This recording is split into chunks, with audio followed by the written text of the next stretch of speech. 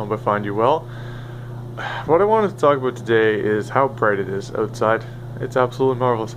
No, but seriously, um, this is something I noticed I do a lot, and basically, apparently this is common amongst INFPs. So if you've ever done a Myers-Briggs test and came an INFP, this might apply to you, or it might apply to other people too. I don't know, but I've always believed that everything happens for a reason, and this isn't like necessarily something that was taught or like even in a religious sense necessarily. It's just kind of like this internal belief that was just there.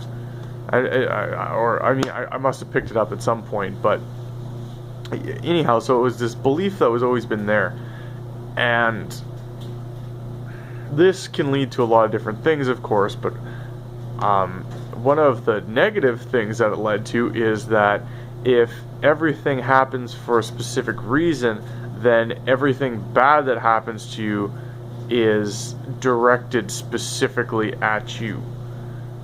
And that's going to make you really bitter and cynical. And that's how I lived my life for a long time. You know, I took everything was personal. Everything. Somebody cut me off in traffic. Oh, you asshole!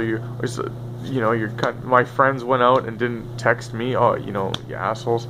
A company is like eating up the planet and destroying it. But then I took it all personally. But you think about it a bit and you realize, well, wait a minute. That guy cutting me off in traffic, he's got his head up his ass a bit, but it wasn't personal.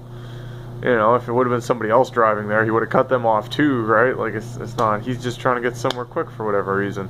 And your friends, it just slipped their mind, right? Or maybe you're not that fun to hang around with, one or the other. But or the company that's eating up the planet's resources, like they're just trying to make a profit, right? Like they're not doing it to destroy the planet and negatively affect your life, So like examine yourself and go, okay, like, am I taking everything like personally?